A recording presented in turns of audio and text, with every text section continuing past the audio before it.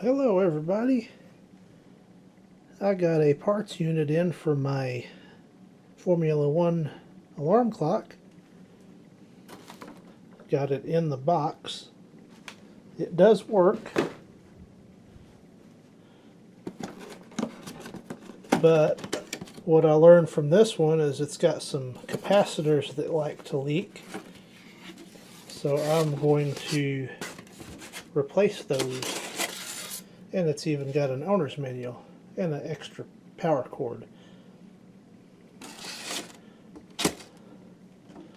I was wanting to swap over some of the good parts, but this whole thing is in so much better shape than mine that, I mean, even the decals are in better shape. So we may just go with this one. And mine is the non-turbo version. See, it's the non-turbo version. This display is quite a bit brighter than mine, so that tells me this one's a lot lower hours. So I'm going to get in here and see what this one looks like inside, and hopefully it's in much better shape than mine and won't crumble while I'm taking it apart. That one's just so brittle inside. Well, I've been working on this thing for a little while. I replaced this resistor. It was toasted,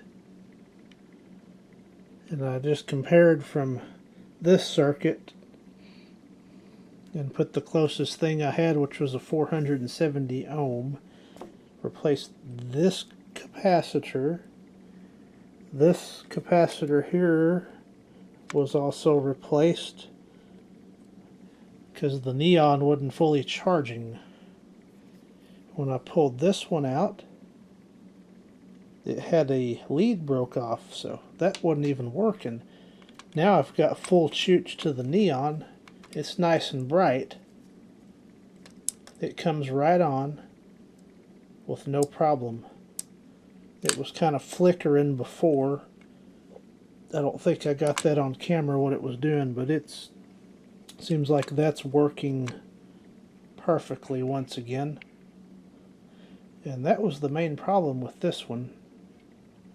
That board's real brittle, so this area right here, the traces were coming off the board, so I did the best I could with it.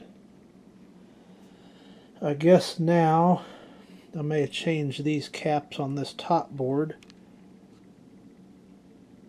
and see if we can get a little bit, see how the condition is. If it's too bad, I might just leave them alone.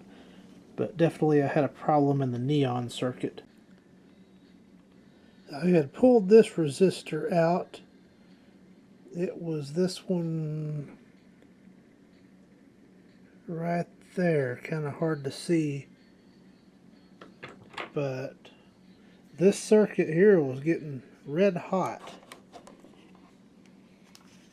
after being on for just a minute or two.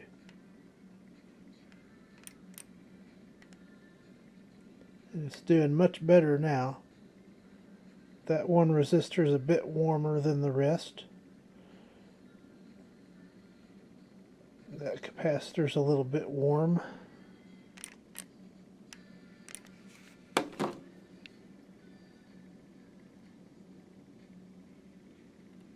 Keep an eye on that one. But this one here, this 1000 microfarad, that was the main problem, because now the neon's blanking out the camera. Well, a little more capacitors changed, and I've got the demo function working.